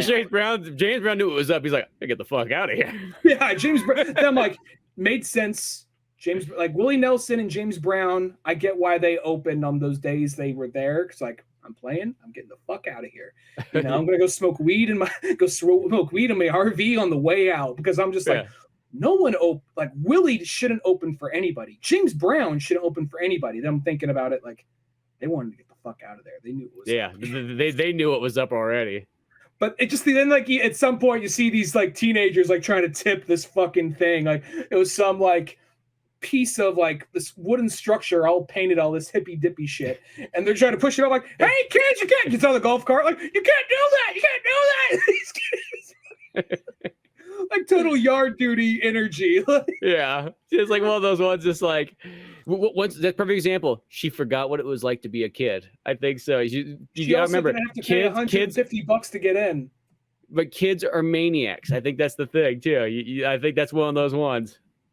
Yeah, and then, like, it was just one of those things. Like, watching this, there was like, so we already knew about it because we saw another documentary on it like 2 years earlier, but it was just like, let's get a refresher, memory lane, good old Woodstock, you know. But it was like, but then like, even like, there's like both documentaries, there is this guy who put it on. He's like, I think it's a success. You know who I blame? I blame Fred Durst, and I blame. You can't handle if a couple of assholes come in. You can't screen them all. You don't know who you're going to sell tickets to. Like, you were selling more Coca-Cola than water intentionally. I can't control that. No. He's got Coca-Cola shirt on the whole time saying this. Yeah, it's one of those ones. Woodstock 99 is just kind of hilarious for that. But it is that thing. It's just like, that's what people do. It's that they get cheap and they just want to like. I feel like that's going to be the cause. It just sounds so weird, but like that's going to be the cause of this next recession happening, is because all these people from the Bay Area and so on, just rich people in general, they're buying up all kinds of properties all over the place because their buddy told them that, hey, you should rent out an Airbnb. It's a great way to make fucking money. Well, these people have no idea what they're doing, so they're taking out loans. They're buying these places. They put the most shittiest fucking furniture, all this stuff in there. They get houses that are practically falling apart, but they're going to try to rent it out to like, 25 people and so on like that. Like, that right there, I know, is going to be the big thing that's going to cause this next recession. It's literally what they're doing. They're doing Woodstock 99, where they're cheapening out on these properties. Woodstock 99 with real estate. With real estate, and it's going to get so screwed up. It already is getting screwed up, but it's going to get like major screwed up. If there's something, I'm sure there's decent people that work at them, but if there is a industry I have zero sympathy for, it is real estate and renting companies, just because. Yeah, and Airbnb, fuck Airbnb, like all that kind of stuff. I worked at before I go into my thing, it sounds like you had a recent thing with Airbnb. Did you just? Oh, I never. I don't stay at them. Well, other than the time that we went there for your party thing, because I don't know. I'm fine for a good old fashioned hotel, just the way that God intended. Gotcha. Well, no, I just know a lot of people that. Well, I just see it from like doing like photography and so on like that. Plus, I have a couple people I know that they clean places like that, so they just see like the crap going down. And when you talk to real estate agents and so on like that, just the things that they do there, it's just one of those ones like, Yeah, you get the most cheapest fucks known to mankind. They're probably they probably have money, but they're the kind of people that like they got so much money, but like if they go to a restaurant, they're gonna tip like $1 for like a $70 meal. They're those kind of fucks, and then drive off in like their fucking Bentley. Well, there was a back when I lived in San Francisco. My last job I had in the Bay Area was working at a locksmith company, and even though it was probably my most well-paying job, it was probably my most hated job because just dealing with the type of people. The job itself was, it's not just kind of like, oh, I'm locked out of my house, send someone over here. It's like you had contracts with property management companies and accounts and real estate companies. So you'd always have, there'd always be jobs lined up because somebody was always moving out, somebody was always coming in. So it was always booked. And you always had some of the most, out of all the people you dealt with, like 50% of them fucking sucked. And there's so much entitlement within that industry. And so when COVID happened and a lot of people started leaving the city, they're like, they came in suddenly. There's the like, people. I locked myself out because I was so scared. Not that. No, I'm talking like property management companies and real estate companies, like property managers and whatnot. Mm-hmm. Like when those people came in, and there were some cool ones, there were some nice ones, but a lot of them sucked. So when they come in, like, oh man, it's really rough right now. The pandemic, it's really killing our business. Oh, what do you mean? What do you mean it's killing your business? Oh, nobody just wants to live in San Francisco anymore. Everything's closed, so everyone's moving out because no one wants to pay $2,000 a month for a broom closet to sleep in. So it's like, oh, I'm so fucking sorry. No, you mean to tell me the city that's already ridiculously fucking overpriced, nobody wants to pay fucking more when everything is closed down? And they could work from home as is. Why the fuck? So it's just like, oh man, because like rent went down or some prices went down a little bit in San Francisco during COVID, but not like a lot. Just like maybe like what was like a $2,000 per month suddenly became $170. Like became like $1,700 a month. So it's something ridiculous like that, and just like, oh yeah. Oh boy, it's really tough right now. We're really having to cut our losses, he says, as he's like carrying a set of keys over his fucking Tesla, So like, well, that's the thing. I just people like, oh, I can't even afford to pay my, to have my family eat tonight. Like, go sell all your fucking expensive shit. You know what? I'm gonna go tell this fucking hobo to come over here and murder you and tell him that he can now live in a $300,000 like fucking life. You know what I mean? I don't know. So sometimes that rich person sympathy I have none for. Like, when rich people start bitching about like when like they can't do stuff and so on like that, I just always gonna be like, fuck you, go fuck yourself, get the fuck out of here. You know what I mean? Like, don't you ever complain about your problems. You know what I mean? Because you literally have no problems. I know you think you do, but you don't. I can't do blow out of a hooker's asshole for breakfast anymore. It's really throwing off my karma. Namaste. No. I had some fuck who was always super like stressed out, always demanding, but because you have to call these people to like to give them like hey man, did you want it this day or did you want it that day, whatever, or you can exchange. His voice, he's one of those guys who's always stressed out, always freaking out, and always very demanding.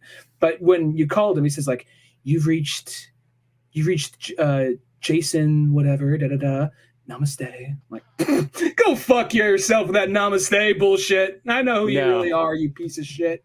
Yeah, exactly. No. Like, the only people who can say that is somebody who's kind of like living a monk lifestyle and out there, like, you know what I mean? Like one with nature and so on. If you're not that, you don't have to be Indian, I think, to be able to say that, but you have to like literally like change your life for that. You can't be a fucking rich douchebag and think that that's okay. Yeah.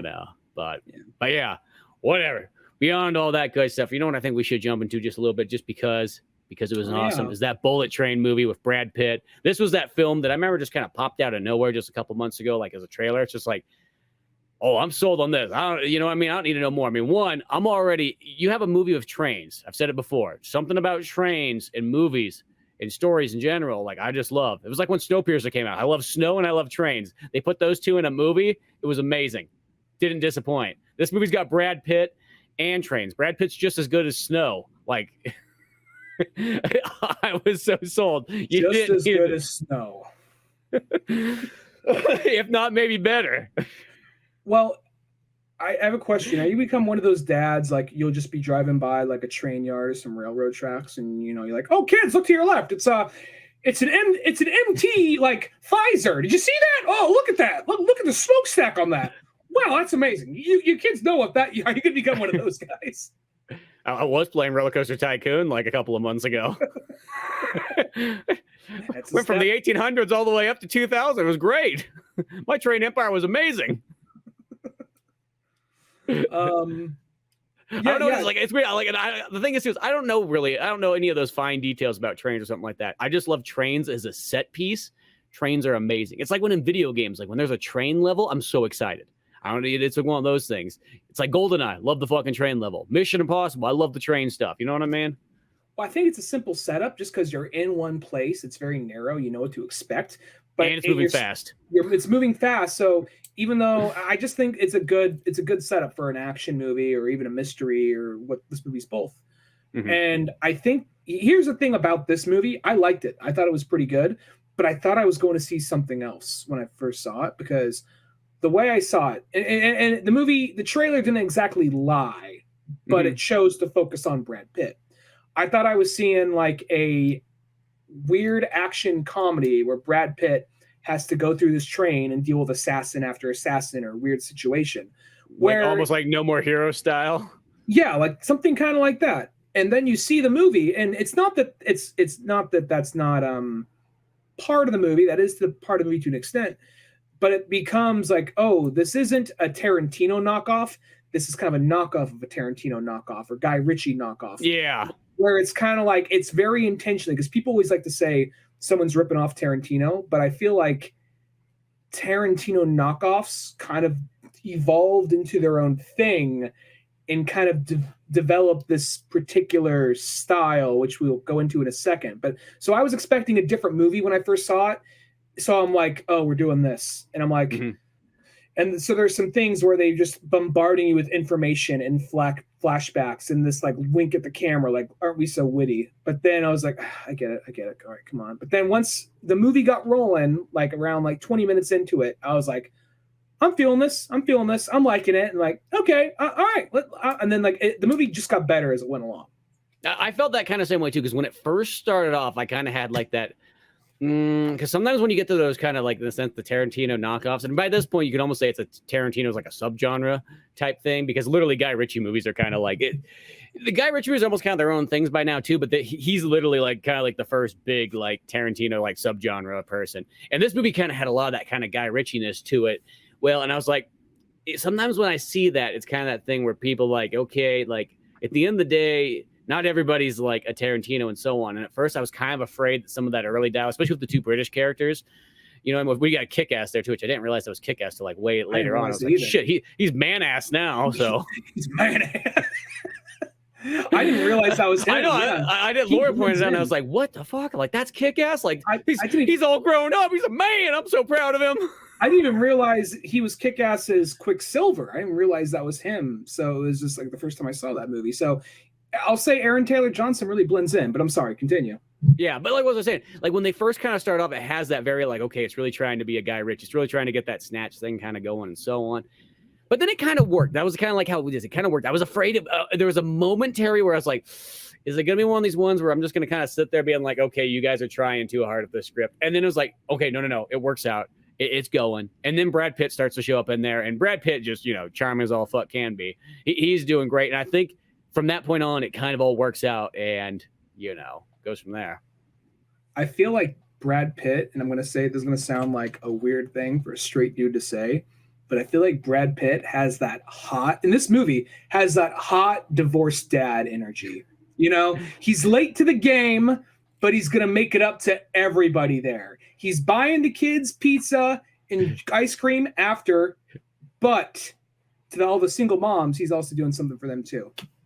Exactly. Well, that's kind of like Brad Pitt actually plays a kind of a little bit more different character. I mean, Brad Pitt plays a lot of different characters, but this one he definitely plays something that I felt like I didn't really see, where it's like, okay, yeah, he is still your badass action guy, but he's kind of a goofball in a weird way too. And I mean, he's wearing the fisherman hat. As I said, he does kind of look like that 50-year-old guy. He got divorced 10 years ago and just never really found anybody else. He just felt like he didn't want to get hurt again or something like that.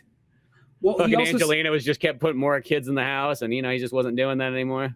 I'm gonna say something, and then it only occurred to me like after seeing the movie. I have no idea. It's just a shot in the dark, and I'm glad they got Brad Pitt. But wanna who I think this role was probably originally written for? Who? Ryan Reynolds. Ryan Reynolds is in the movie. He is a cameo, but I feel like this was a role originally written for him because it's by one of the guys who directed Deadpool 2. The guy who did direct Deadpool 2. Well, that's the thing is, the guy who directs this, I kind of like, because I didn't recognize that name, and then I looked up, I'm like, I've seen all. Yeah, well, he's like one of the John Wick guys. Yeah, one of the John Wick directors, but he's also the guy who did Atomic Blonde. He did Deadpool 2. He did Fast and Furious Hobbs and Shaw. He was a producer on like Nobody, and he's also like, and like beyond that, like that's just the movies he sort of directed and so on like that. I'm like, dude, that's like he hasn't had a flop at all. Those are all like close to perfect movies. And then I kind of look through his stuff. It's like, dude, he's done all this stunt work and so on like that. He's in all kinds of stuff. He's second unit director on like fucking huge movies like The Wolverine, Ninja Turtles, Captain America, Jurassic World. He plays fucking Terry Bogard in that King of Fighters movie, the live action one. Oh, really? Okay. Really? So he's also an actor as well, too. It's just like one of those ones. He's a stuntman. He's actually, I overheard something a little bit ago. He's a stuntman gone director. Yeah, so he's stuntman, actor, director, producer. He's just like a kind of guy who does all sorts of stuff. He's in basketball. Oh, really? He does stunts in basketball, apparently. Oh, okay. That's like when I saw that, I'm like, what? And I'm like, oh, this guy really did a lot. I'm like, I guess it kind of makes sense. That's probably like a perfect person to kind of go directing. But yeah, when you look at that list, it's like a short list of movies he directed, but you're like, dude. Like, oh, and then like the movies he did, like second unit directing, which just means he directed all the action scenes. It's like, dude, this guy's fucking killing it. I'll say this: Fast and Furious, no pun intended, is something I'm always in the passenger seat for Fast and Furious. It's never my idea to go see a Fast and the Furious movie. I'm surrounded by people who want to see them, and then I end up in the theater, and I'm like, hey, it was fun, it was cool, whatever. It sure was fast. A little bit furious too. Fitting for the name. I was on a plane to the Netherlands one time, and Hobbs and Shaw was on there. I'm like, I got 2.5 hours to kill out of these 11 hours, so sure. Mm-hmm. And I was like, this movie's stupid as fuck, but it is entertaining. And I liked it a lot. It's just dumb as fuck, but at the same time, it was just. I mean, I don't mean dumb as fuck like in a like retarded. Like, it's so stupid, it's good. I mean, it's just ridiculous, the idea of just like how you got fucking The Rock, like we're gonna fight like the fucking Flintstones, like that kind of shit, and like fucking Egypt, like just the idea. They started off stealing DVD players. Now Idris Elba is Superman. So, yeah. But at the same time, it was a fun, entertaining movie. So knowing this guy directed it, I'm like, it makes sense why I liked that movie. I get why I like that movie because this guy did it and this guy has that right balance. And this movie, it is kind of like, to clarify the difference here, there is this thing about, I feel like it's almost more of a Guy Ritchie knockoff than is a Tarantino knockoff. I definitely think so too. But I just feel Guy Ritchie's like the extension of Tarantino. I always feel like it kind of goes from Tarantino to Guy Ritchie to everything else. But Guy Ritchie's almost, at the end of the day, I'd almost even say Guy Ritchie and Tarantino, even though I know Guy Ritchie comes a little bit later, you could kind of put them kind of together because like I feel that's sort of the knockoff comes from those two. To clarify, I don't even like using the word knockoff. I just can't. Yeah, I don't like to say knockoff. I like to say it's subgenre. That's a nice term. Well, I guess here's the thing. So, and just to clarify what I mean by this, because this is a very particular type of, it's very intentional with it, a very particular type of like nod to certain movies. So there's like there's that heightened, I guess I can't think of another, there's no real name for this particular genre. Heightened reality crime films. Mm-hmm. Or fantasy crime films to a certain extent, where it's like, they try to take the wittiness and cleverness of a Tarantino movie, and then try to put in the action of a Robert Rodriguez movie.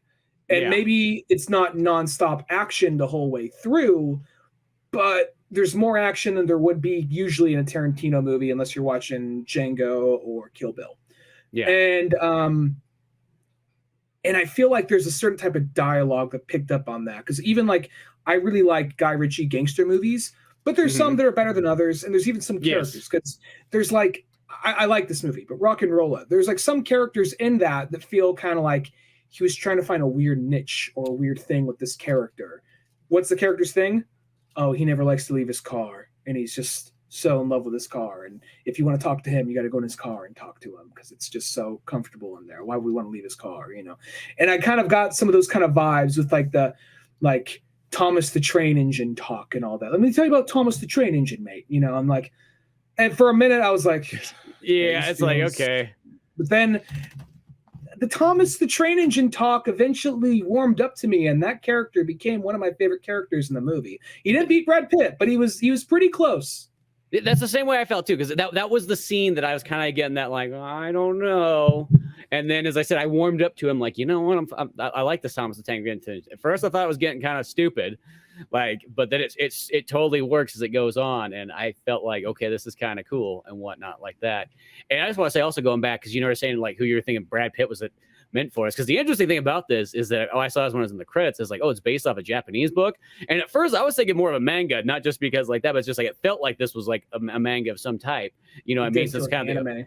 Well, it's like, yeah, it's an over-top action flick and so on like that. So then it's like that, and then you go, oh, it's a novel. Like, well, this seems kind of. I feel like when I see a movie like this, I go, this is based off a book, and like that seems kind of odd. But I was kind of wondering, like, it'd be interesting to read it and see what it's about.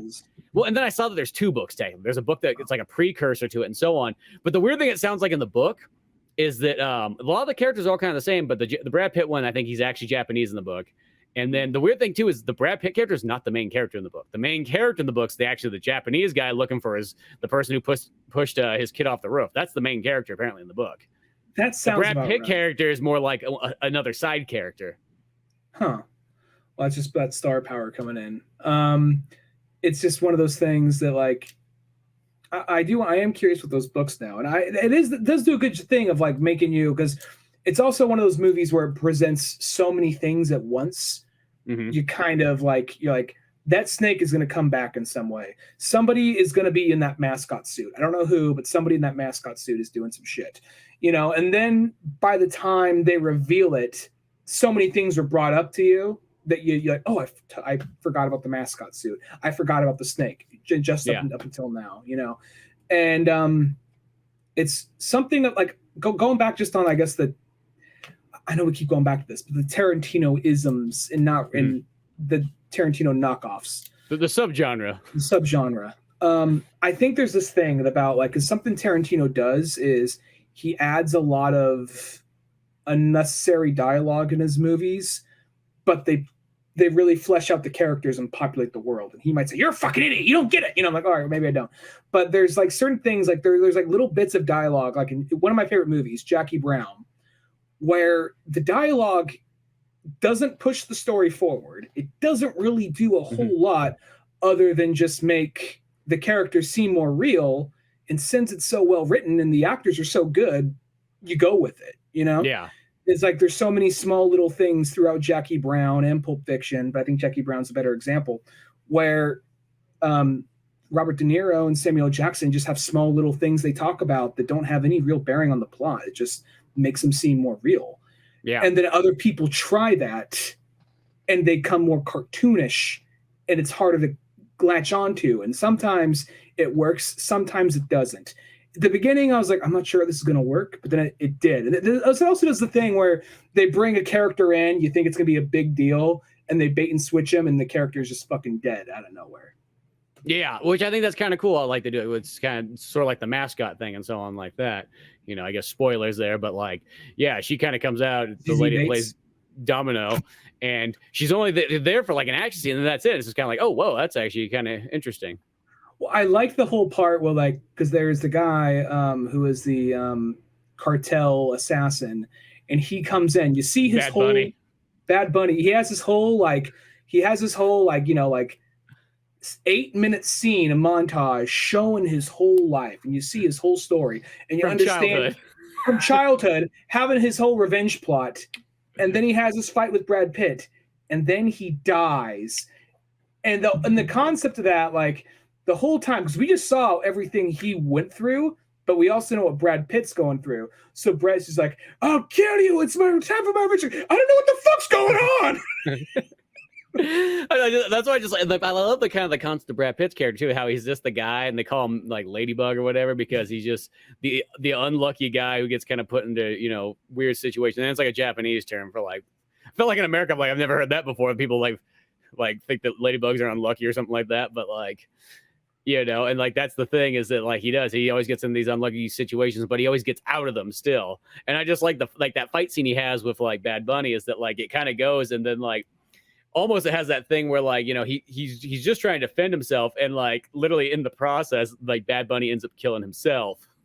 And same thing happens with the Hornet, the ZZ Bates character. She like she tries to stab him, and then like she's trying to go, she gets stabbed with like the venom, and she's going to grab the toxin that he actually fucks up, and the toxin, the anti-serum goes into him instead, and he's like, "Oh, I'm so sorry. Do you by chance happen to have?" She's like bleeding from the eyes and coughing. It's like, "No, do you? I mean, I could try to." He's trying to be all zen, like the idea that he's an ex-hitman who only does smash and grabs now, and he's trying to change. He's in the middle of changing his career, and he's trying to just be like, when he's surrounded by all these violent people, and someone's like, "Hey, man, just so you know, people who are quick to anger aren't quick to resolution, okay?" It's that kind of shit. Or if you point at somebody, there's 3 fingers pointing back at you.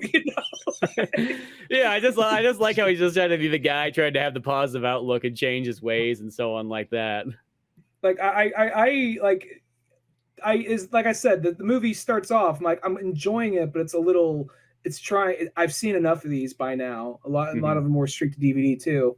But then like as it went on, like it did pick up and it went on. I think I appreciate the movie just got more fucking crazy because it started off as like, okay, one of these like, like late 90s, early 2000s, like, ensemble crime heightened reality movies. And then as it went on, it just got more fucking crazy. It basically turns into a manga or an anime by the end of it. I'm not just saying that because it's Japanese. I mean, you got people walking around in masks, looking all stylish, trying to be all cool. I don't know what else to fucking compare it to. Yeah, that's why I felt like it felt weird that it was like when I looked it up, I was like, oh, it's based off a novel. Like I was like, it's so weird because it seems such like a comic book. It does not seem like this should be a novel, but that's also made me kind of more interested to see. See, it makes me wonder if the novel's almost actually more toned down. Yeah, I could see that too, possibly. Like they said, it's Japanese to make it more manga-like, maybe. Yeah, because it's kind of one of those things there, Well, it's even oh, go ahead. Oh, you go ahead with what you're gonna say. Well, when they're talking about the White Death, and it's one of those movies that tries to like have these big reveals of who is this character. It's oh, it's them. Oh, it's that. So it is kind of like a cameo fest to an extent. Yeah. And when it's revealed to be Michael Shannon is the White Death, and he is going on, he's revealing how everything's interconnected and all that. He's given his bad guy speech, and now he's so angry. And this, I enjoy those kind of chewing the scenery like monologues, but I understand if other people find it cheesy.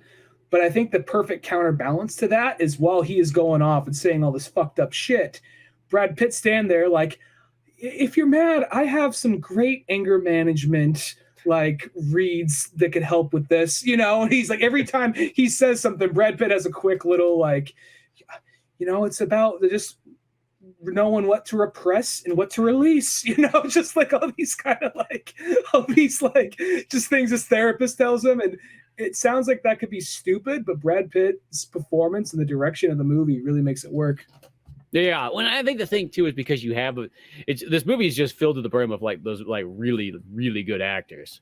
You know what I mean? And then it goes to show that Kick-Ass has become this like almost like a super actor because he's like fucking dialed in like in this film to like the max. So much so I didn't even recognize it was Kick-Ass. That's how impressive it is. Well, that whole like Lemon and Tangerine, like the two of them together when they first came on, like here we go with these Guy Ritchie knockoffs. But as it went on, I was like, I was really liking them a lot. And when sad things happen with them, I was truly sad for them. And it did reach that point where there are characters in this where I was like, I really hope these characters don't die. I really want these characters to make it out, And then there's like the whole part with like, it's some of the small things, and it's not the only movie to do this, but whenever they have those scenes in movies where like two people are speaking different languages, they don't put up subtitles, but they know what the other is saying, and it's not a big deal. Like when there's the girl that comes by with like the concession stand, and Brad Pitt's talking to her in English. She's talking back in Japanese. They just understand each other, and no big deal. He's just like, "Do you have anything sparkling?" It's like, "Oh, yeah." It's a thing like, "Oh, don't worry, got you. Thank you so much. Do you want anything?" Oh, that she like, I don't know, just the I don't like how he makes the other guy pay, and it's just like. like some of the small things like that, and like I didn't even notice that. I didn't even tell that was Aaron Taylor Johnson. So yeah, I didn't know either. It's like one of those ones blended in. I'll say, even though I enjoyed her character, I'm glad the way she died. There is the young girl who ended up being the daughter of the White Death, and her whole thing, how like cutthroat and malicious she was. I liked her character, but I was really happy to see her die the way she did. Exactly. Well, that's like how I felt too. Really good character. It's weird because they make her out. They make her feel like she's like 16, but you're like looking at her and she's like, that looks like an actress who's like the same age as me almost. You know what I mean? Like it was kind of one of those ones that felt kind of weird. But it felt like, I guess it's like you're gonna be able to find a 16-year-old that can act that good. Chances are slim. Yeah, probably. But her part was really good. She made for, like, in a sense, like one of the main villains. She did a really good job of that, just being really conniving and everything like that. Then you also got the Japanese guy, who pretty much is almost more the main character of like why everything's sort of going down. Yeah, I think that's the guy. He's Snake Eyes from the. He's Snake Eyes. I think he's also in that HBO show Warrior, which is meant to be what Bruce Lee's pitch for Kung Fu was essentially. Oh, okay. Yeah, but he's another super actor too, though, because like he's all the stuff he's in, he's really good. Well, it plays with your expectations in a way where you think this character's dead, but then the character comes back to life, or they're just like, because I was like, oh, you killed that character, fuck, well, this movie's not gonna be as fun as I thought it was. Oh, that character's still alive, cool, Or then they got the guy, I forgot the actor's name, but his father, and the fact that he's like, I'm going to tell you a story. Like, I really don't want to hear a story. I'm going to tell you. It just keeps on going. It's a short story. I'm not even into that. I'm going to tell it to you anyways. Oh, great. Here we go. His whole fight scene with the White Death was fucking awesome. Like, and even the whole thing with the train crashing, like, and the thing to save Brad Pitt is like landing into the big stuff, like fluffy, like mascot suit. Yeah, exactly. But I went with it because it's just that cool. Yeah. You know what I mean? I think that's the thing, is there's so much in here that's awesome. And there's twists and turns galore, and like a lot of times even stuff that like there's so many of them that makes you throws you off on certain stuff and so on like that as it just kind of progresses on. But yeah, like everything about this movie, this movie I felt like just delivered. It was one of those ones where it's just like, I saw that trailer first time. I'm like, I could tell this is going to be like top 10 movies of the year. I was going to be really disappointed if it's not, but at the same time, I can't remember the last time Brad Pitt's had a movie that, I wasn't into. It was a movie I saw the trailer for. I'm like, that looks awesome. I'd like to see it.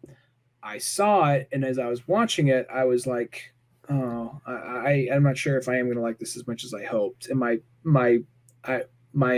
liked it more as it went on. Mm-hmm. But over the last few days, thinking about the movie, I'm like, I like this more. I like this movie more, and it's more than likely going to make my top 10. I mean, the later half of this year is really going to have to wow me for this to get knocked off. But yeah, it was a really fun movie, and yeah, I definitely think so. It's one of those ones. If you like Guy Ritchie, you like Tarantino, you like Robert Rodriguez, and you even like Kevin Smith. I mean, it's got kind of all those sort of elements in there.